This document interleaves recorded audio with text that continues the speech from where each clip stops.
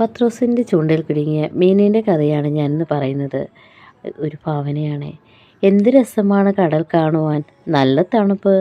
ആഴങ്ങളിൽ കൂടി ഞാനും എൻ്റെ കൂട്ടുകാരും കടലിൻ്റെ അടിത്തട്ടിലെ ഭംഗികൾ ആസ്വദിച്ച് അങ്ങനെ നീന്തി തുടിക്കുന്നു. എന്തു ഭംഗിയാണെന്നോ വൈവിധ്യമാർന്ന കാഴ്ചകൾ കാണുവാൻ. അമ്മ പ്രത്യേകം പറഞ്ഞിരുന്നു അധികം ദൂരത്തേക്കൊന്നും പോകരുതേ എന്ന്.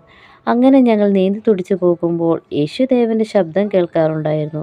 പത്രോസിൻ്റെ തോണിയിൽ കയറി ജനങ്ങളോട് സംസാരിക്കുന്നത്, ആഴത്തിൽ വല വീശുവാൻ പറഞ്ഞതും, പത്രോസിൻ്റെ വിശ്വാസം വർദ്ധിച്ചതും, പടക് വിട്ട് യേശുദേവനെ അനുഗമിച്ചതും ആരും അറിയാതെയുള്ളൊരു സാക്ഷിയാണ് ഇതിനൊക്കെ ഞാൻ.